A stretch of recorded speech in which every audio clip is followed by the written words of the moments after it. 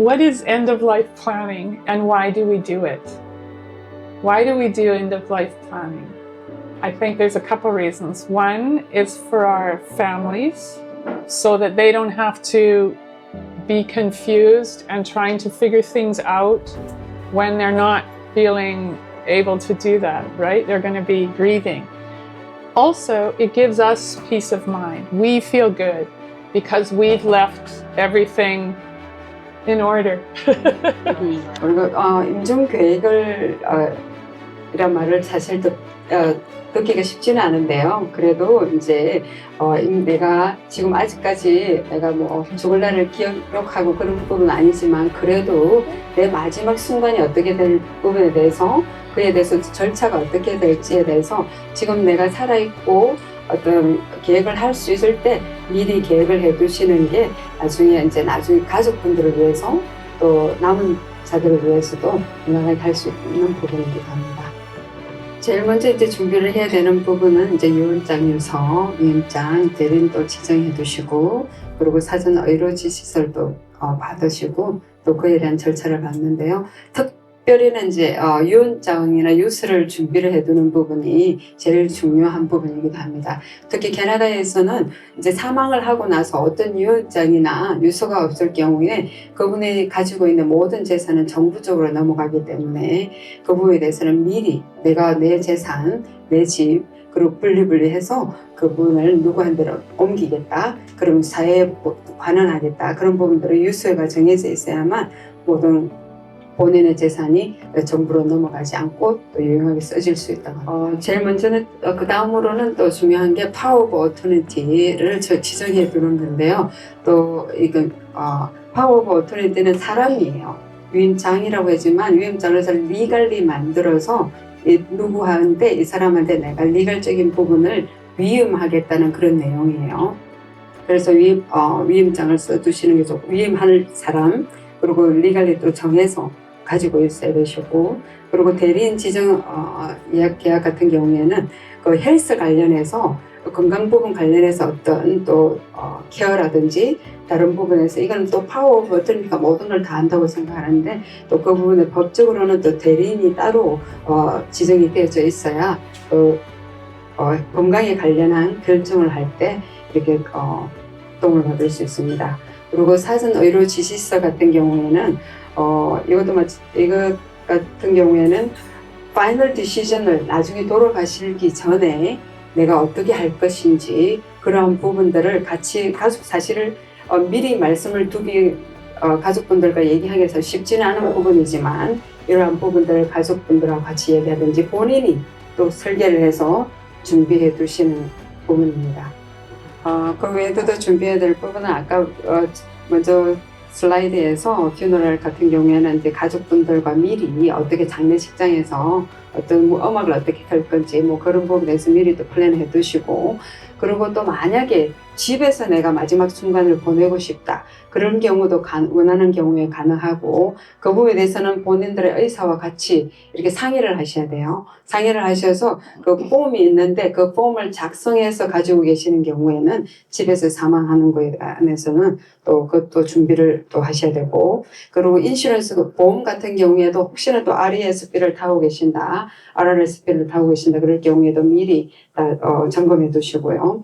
그리고 바이탈 스태티스틱 같은 경우는 내가 이제 출생 또 사망 신고하는 부분이에요. 나중에 이때 통계 기록을 위해서 이제 정부에서 하는 부분인데 사망 신고는 저희들이 또 세금 신고하면서도 또 신고를 하는 경우도 있고요. 닥터한테 다를 수도 있고 그 부분에 대해서 내가 어디로 해서 신고를 할 건지도 알아두셔야 되고 그리고 또 내가 죽었을 경우 누가 컨택을 해야 되는지 컨택트 리스트도 가족분들한테 전달해 드릴 수 있도록 해두시고 그리고 본인의 신분증, 아이디도 또 아이디 같은 경우는 어디에도 많은 곳에도 또 들어가게 돼야 되는 경우예요. 그렇기 때문에 카피를 해서 미리 또 가족분들이 갑자기 당했을 때 이것저것 찾다 보면 아이디가 또 안 나오는 경우가 있어서 또 난처한 경우가 생기기 때문에 우리가 본인의 아이디까지도 다 카피해서 준비해서 전체적으로 박스로 해서 준비를 해두시면 나중에 어떤 상황이 됐더라도 누가 컨택을 해서 보더라도 우선 가족분을 먼저 컨택된 분들이 그 다음 절차를 할 수 있도록 준비해 둬야 되는 부분입니다.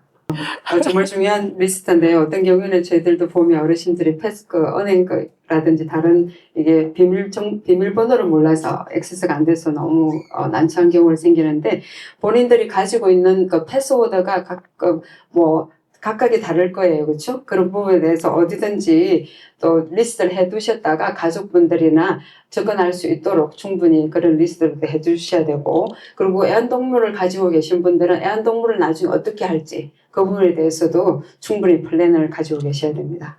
준비해 두시는 그런 서류들이 나중에 상황이 됐을 때 어떻게 될지 모르는 상황을 미리 준비를 해서 가족이나 또 믿을 수 있는 분들한테 꼭 알려두시고, 만약에 케어홈에 계시는 경우에도 마찬가지 그런 경우에도 그쪽에서 정보를 알 수 있도록 나중에 지금 당장은 아니지만 준비했던 부분을 같이 나눠서 언제든지 액세스할 수 있도록, 그리고 만약에 또 집에 있는 경우에는 집에 어떤 케이스 본인의 그 박스를 해둘 경우에 내가 유서하고 모든 다큐멘터리 내가 만약에 어떻게 됐을 경우에 가족 누구야 어디에 있다 이걸 열어라 하는 경우로 이렇게 미리 플랜을 해 두셔야 됩니다. 만약에 이제 위독한 상황에서 병원을 간다든가 또 호스피러스로 가야 되거나 그럴 경우에도 마찬가지, 또 다른 케어센터로 갈 경우에도 본인이 이제 장례 절차를 미리 또 준비를 해 두신 분들은 꼭 그 케어홈에 들어갈 때도 내가 어떻게 플랜을 가지고 있다 그 부분을 알려주셔야 돼요. 그래야 만약에 갑자기 어떤 상황이 생겼을 때 그 시설에서 바로 그쪽 퓨너럴에 전화를 하면 그 퓨너럴에서 그 다음 절차를 계속 이어가게끔 되어 있습니다. 만약에 미리 프리피드를 해서 준비를 하신 경우에는 나만 알고 있지 마시고 항상 주위에 알 수 있도록 그 기간에 또 알려주시고 또 가족분들한테도 알려주시기 부탁드립니다. 이 슬라이드 잘 기억해 주셔야 될 것 같습니다. 아까 전체적으로 이제 플래닝에 대해서는 다 이렇게 말씀을 드렸고, 그 부분에 대해서는 제일 첫 번째로 이게 다 똑같은 말입니다. 그 다 잘 계획해 두시고, 그리고 메모리얼 소사이티 그 BC 웹사이트에 가면 정보가 아주 많아요. 저도 오기 전에 잠시 이렇게 봤는데 바디 도네이션 하는 거 UBC에서 관련해서 또 어떤 분들은 그런 경우에는 UBC 그러니까 병원에만 전화하면 다 해결된다고 생각하시거든. 내가 바디 도네이션을 이렇게 해놓으면. 근데 그건 아니고, 만약에 그분이 건강 상태에서 만약에 안 좋으면 그걸 도네이션 해놨더라도 이게 받아들이지 않습니다. 만약에 절차를 다 해서 모든 게 다 도네이션까지 다 되면 모든 절차를 UBC가 다 알아서 장례까지 다 해줘요. 그런데 그렇지 않은 건강이 만약에 안 좋을 경우에는 본인들이 또 다 해야 되기 때문에 그런 정보, 그리고 아까 파이낸스 그 프로그램 관련해서도 미니스트리 오브 하는 부분, CPP 부분도 웹사이트에 다 있었어요. 그러니까 웹사이트 잘 활용해서 또 하시고, 그리고 특히 또 번호 하나는 2111이에요. 211. 요번에 관련해서는 이제 질문을 하면 유언장에 관련해서 대리인 지정을 어떻게 하는지, 우리가 사실 막연하거든요. 어디에 가서 얘기해야 될지 그런 부분에서 이제 전화를 하면 알 수 있고, 그 외에 이제 우리 시니어 어소시에이션이라든지 그리고 각 단체 우리 이민자 단체라든지 정착 지원 서비스 단체에서도 또 유용한 정보를 제공할 수 있으니까 그쪽에는 한국 직원들하고 잘 연결해서 도움을 받으시기 부탁드립니다. 그리고 두 번째 단계로는 이제 아까 말씀드린 준비하는 단계, 그리고 각자 이제 선택을 한 부분 결정하시고, 그리고 문서 다 작성하셔서, 그리고 이제 나눠야 될 부분들도 나누시고요. 그리고 회원에 관련해서는 미리 장례 절차에 대한 그 비용을 내시지는 않아도 되는데, 일단 회원을 가입하고 나면 각 파트너별로 지정된 소개를 해서 그쪽 파트너와 같이 연결해서 이제 미리 준비하는 부분입니다. 그리고 또 회원이든 비회원이든지 언제든지 또 연락 주시면 또 단체에서 잘 답변해 주겠다고 합니다. 네네, 사망 후에 이제 절차인데요. 아까 계획하고 그런 부분에 대해서 얘기했듯이, 또 만약에 집에서 돌아가시는 경우에는 거기가 이제 911을 부릅니다. 근데 이게 좀 911을 부를 경우에는 바로 이제 RCMP가 먼저 오고, 그 다음에 이제 그 패러메딕 스태프들이 이렇게 오는데요. 그 911 만약에 그분들이 와서 그 RCMP가 먼저 확인을 했을 경우 이분이 돌아가셨다. 그런 완전 사망이 된 지 한참이 됐다. 그런 경과가 나오면 사실은 그 바디를 병원으로 모시지는 않습니다. 그래서 그분들은 말하기로는 우리는 살아난 사람을 위해서 있는 경찰이지 병원이지 죽은 자를 위한 그 서비스는 아니라고 해서 그 바디를 가져가지 않아요. 그래서 바로 그 미리 예약해 두신 그 절차에 따라서 그 장례 업체에 전화를 해서 장례 업체가 바디를 가져가게 됩니다. 그래서 또 만약에 어떤 죽은 사인이 어떤 문제사다. 그럴 경우에는 바로 이제 RCMP랑 그 코너를 통해서 모든 절차가 다 진행되고 그리고 병원으로 이송되고요. 그리고 아까 이제 바디 도네이션 같은 경우에 뷰러리 같은 경우 매장회 같은 경우는 제일 비싼 장례 절차이기도 한데요. 만약에 만약 화장을 한다 그럴 경우에는 또 어디에 또 이거를 또 뿌릴 것인지 한 부분도 있고 아까 올간 바디 도네이션에 관련해서 먼저 말씀드렸듯이 웹사이트 보면 UBC에서 이렇게 접수를 해요. 그래서 여기 메모리얼 소사이티 오브 BC 이쪽 웹사이트를 가면 바로 UBC 도네이션 링크가 바로 연결되어 있어요. 그 링크를 또 들어가면 바로 그 어플리케이션 폼을 작성할 수 있도록 간단하게 되어 있거든요. 물론 영어로 되어 있지만 도움을 받아서 작성을 해두시면 내가 만약에 나중에 어떤 복잡한 절차 싫고 내가 또 내 바디를 도네이션 하고자 하는 마음이 있으신 분들은 바로 또 절차를 해서 또 건강하게 또 몸을 유지했을 경우 또 나머지 비용들은 또 UBC에서 절차를 또 밟게 됩니다. 그리고 또 아까 유골을 뿌려야 되는 부분에 대해서 또 많이 생각을 해야 되는데요. 예전에는 저희들이 퍼미션 없이 그냥 하실 수 있었어요. 산이나 강이나 가서 이렇게 뿌릴 수 있는데 지금은 장례업체에서도 그런 말은 나가서 공식적으로 하지 말라고 수전한대로 얘기한답니다. 지금은 퍼미션을 꼭 받으셔야 되고 집에서 두더라도 그 가족의 어떤 퍼미션을 받은 상태에서 보관을 하셔야 되고요.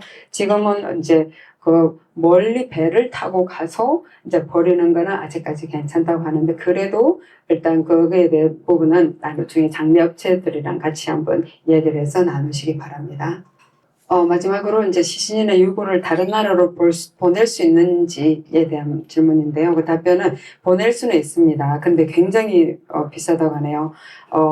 적게는 이제 10,000불에서부터 30,000불 가량이 비용이 들고요. 그리고 또 그거는 또 나라별로 또 다르기 때문에 에이전트가 특별히 있다고 합니다. 그 에이전트를 통해서 어레인지하고 그리고 항공편도 이렇게 어레인지 하셔야 되고요. 제일 그래도 저렴하게 보낼 수 있는 방법은 일단은 그 유골을 아시로 해서 보내는 방법이 있는데 그 부분도 마찬가지 항공사하고 잘 이렇게 의논을 하셔야 되고 그리고 이제 그 또 나라별로 또 다르기 때문에 그 나라에서 받아들이는 그 부분 또 확인을 해서 또 움직이셔야 되는데 그냥 무조건 보내셔서는 또 안 되는 부분이니까 꼭 확인을 하셔야 되고요. 그리고 캐나다 내에서는 그 캐나다 포스트 오피스를 통해서 우편으로 이렇게 각 다른 프로빈스라든지 다른 곳으로 이렇게 보낼 수 있다고 합니다.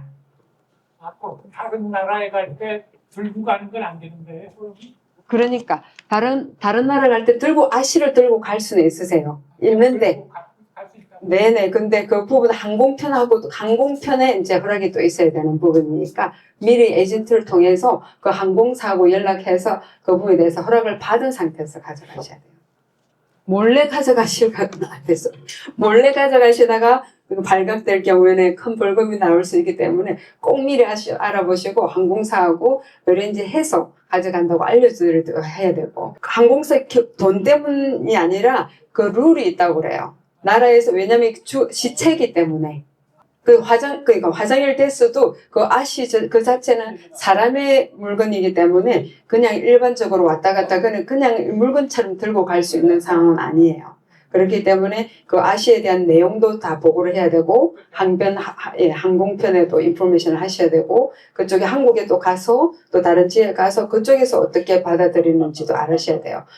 그쪽에 또 그러니까 세관을 통과할 때 그 룰들이 있기 때문에 미리 꼭 알아보시고 준비하셔야 됩니다. 하나 더 들어야겠네. 그렇죠. 여행사는. 그런데 선생님, 네. 작년에 코로나로 돌아가신 분이 있어가지고 여기에서 화장을 했는데 제가 동행을 했거든요. 네네.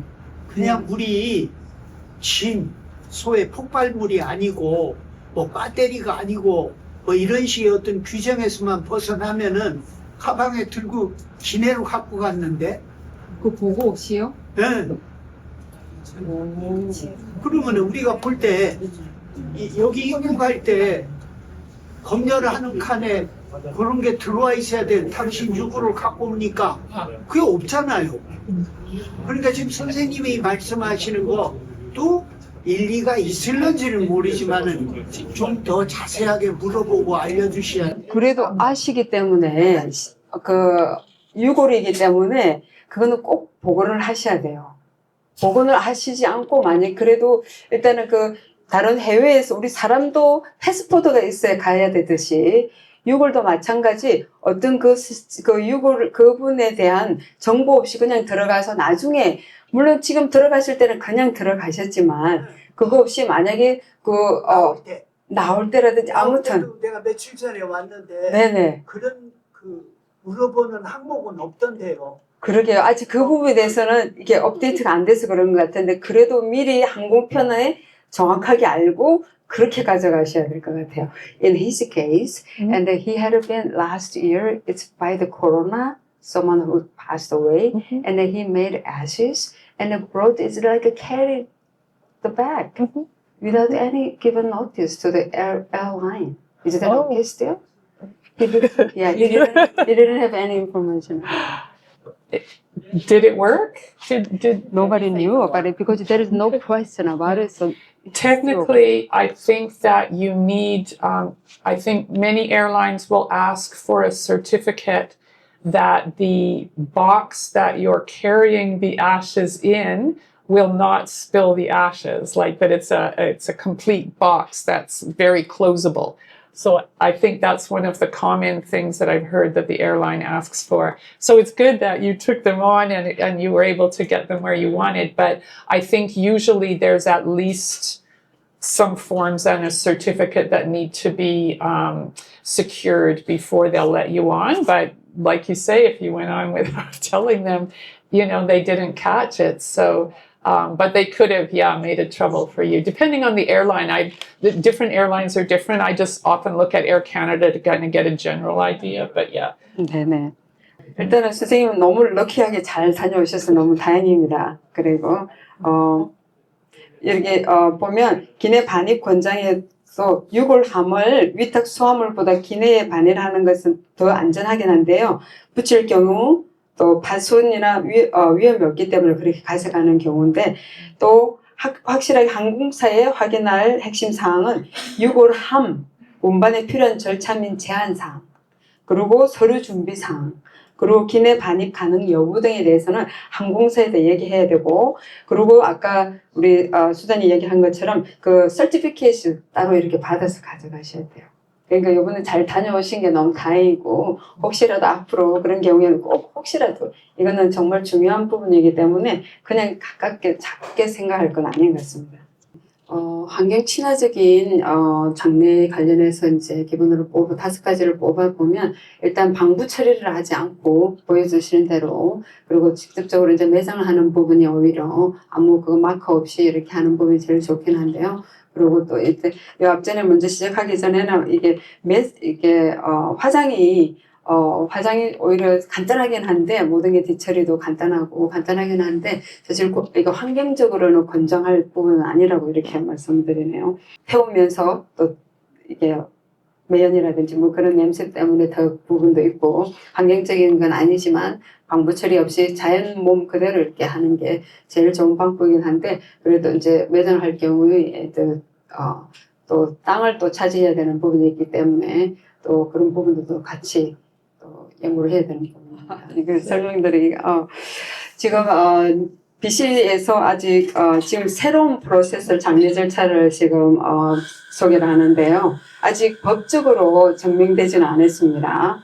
근데 지금 이제 사람들이 리갈적으로 법적으로 이제 법화 하기 위해서 이제 절차를 밟고 있는데 미국의 워싱턴에서는 벌써 이제 시행을 하고 있는 부분이에요. 첫 번째는 그 수분해 그 사람을 이제 물로 해내서 물을 통해서 분해를 되게끔 하는 방법. 그리고 두 번째는 퇴비화 하는 거죠. 그래서 퇴비하는 경우에는 5주나 7주가 이렇게 걸리는데요. 그렇게 되면 모든 건 이제 헐구로 변하고 뼈만 남는데 이제 뼈도 같이 이제 아시를 만들어서 그걸 백으로 만들어서 헐기랑 같이 가족분들한테 주면 그걸 이제 토양으로 쓰든지 또 헐구로 같이 이렇게 뿌리든지 가든에도 사용하는 경우도 계시고 그렇다고 합니다. 이게 새로운 방법인데 저도 오늘 처음 이건 이제 공동 묘지를 이제 사용하는 부분인데요. 일단 이제 스탠다드 그레이브 같은 경우에는 표준 묘지로서 한 사람이 들어가고 내 가족이 그 위에 청개별로 이렇게 청별로 해서 이제 몸을 같이 장례를 하는 방법이 있고요. 그런 경우에는 이제 가격이 많이 이렇게 비싸죠. 27,000불부터 36,000불까지 있는데 그건 다양하고요. 1인당 한 묘지지만 그게 다른 또 가족을 또 같이 할 수 있는 부분이고요. 나중에 이제 다른 패밀리들이 같이 들어갈 수 있는 거죠. 그 외엔 또 쉐어드 공동묘지 같은 경우에는 이제 한 사람이 또 그 위에 들어가고 하는데 그 부분은 이제 깊이 또 파서 들어가는 경우인데 이런 경우에는 이제 일반 깊이로 한 사람의 경우에는 만불이라고 합니다. 대신에 이제 추가로 하는 거는 또 불가하다고 해요. 마지막으로 서스테이너블 그레이브를 지속 가능한 묘지인데 이거는 계속해서 이런 경우에는 이제 계속해서 한 사람의 묘지에 다른 사람이 또 시간 지나서 또 묻히고 또 계속해서 재사용하는 공동묘지의 한 땅을 특별하게 지정돼 주지 않고 다른 사람 다 같이 쉐어를 할 수 있는 그런 공간을 이제 5,000불이면 가능하다.